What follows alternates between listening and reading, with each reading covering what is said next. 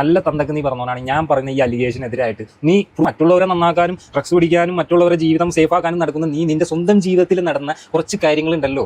അതുകൂടാണ്ട് ഇന്ന് നീ പലവർക്കും നേരെ ഇന്ന് ഐഡന്റിറ്റി വെളിവാക്കി ഇന്ന് നീ കൊടുത്തുവിടുന്ന ആ ഒരു മൊനുണ്ടല്ലോ സോഷ്യൽ മീഡിയയിൽ.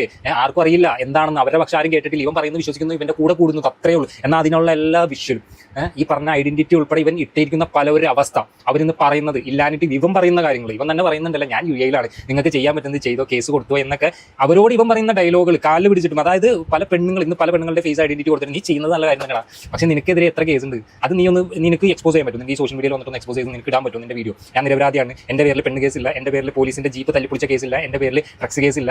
എടാ നീ യുഎക്ക് എടുക്കണം. നീ ഈ ന്യൂസൊക്കെ മറ്റേ പബ്ലിക് മീഡിയയിലൊക്കെ മനോരമയിലും അവിടെ ഇവിടെയൊക്കെ ന്യൂസിൽ വന്നാൽ ന്യൂസുകളാണ്. ഇനിയും വിശ്വാസമില്ലാത്തതുകൊണ്ട് എറണാകുളം സെൻട്രൽ പോലീസ് ചെന്നിട്ടൊന്ന് അന്വേഷിച്ചോട് നോക്ക്, അപ്പോൾ തന്നെ അറിയാം ന്യൂസ് എന്താ നടന്നുള്ളൂ. അതൊക്കെ വിടുക, അതൊക്കെ അവന്റെ ജീവിതം, അവന്റെ കാര്യം. അവൻ ഇപ്പം നന്നായി എന്താണെന്ന് നോക്കുക. ഇവൻ ഈ യുഎ കിടന്നവൻ എങ്ങനെയാണ് ബാംഗ്ലൂർ ഡ്രഗ്സ് കാര്യങ്ങളൊക്കെ അറിയാം. മറ്റുള്ളവരുടെ മെസ്സേജ് അയച്ചും ഇവൻ അത് കണ്ടും അത് ക്ലാരിറ്റി വരുത്താണ്ട് ഇത് എക്സ്പോസ് ചെയ്യുന്നു, ഐഡന്റിറ്റി ഉൾപ്പെടെ ഇടുന്നു.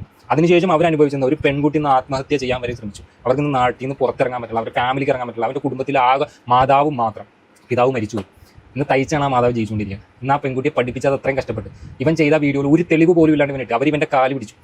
പക്ഷെ ഇവൻ പറഞ്ഞ ഡയലോഗുകൾ അത് നിങ്ങൾ കേട്ട് കഴിഞ്ഞാൽ ഞാൻ പറഞ്ഞു, നീ നല്ലതെന്നൊക്കെ പറഞ്ഞാണെങ്കിൽ നിന്റെ കേസുകൾ വന്നിട്ടില്ലേ, ഇനി ഞാൻ നിരപരാധിയാണ്, നീ തെളിവുകൾ എക്സ്പോസ് ചെയ്തിട്ട് പിന്നെ കേരള പോലീസ് വരെ സപ്പോർട്ട് ചെയ്യുന്നില്ലേ? കേരള പോലീസ് സാർമാർക്ക് അറിയില്ലായിരിക്കും. ആ സാർമാരുടെ സെൻട്രൽ പോലീസ് സ്റ്റേഷനിൽ എറണാകുളത്തൊന്ന് പോയി അന്വേഷിക്കാൻ ഇവനെക്കുറിച്ചുള്ള ഡീറ്റെയിലൊക്കെ ഒരു ഒറ്റയടിക്ക് മാനസാന്തരം വന്ന് നന്നായവനാണ്. നിന്റെ വരുന്നുണ്ടാ ഓരോന്നായിട്ട് നിന്റെ വരുന്നുണ്ട്.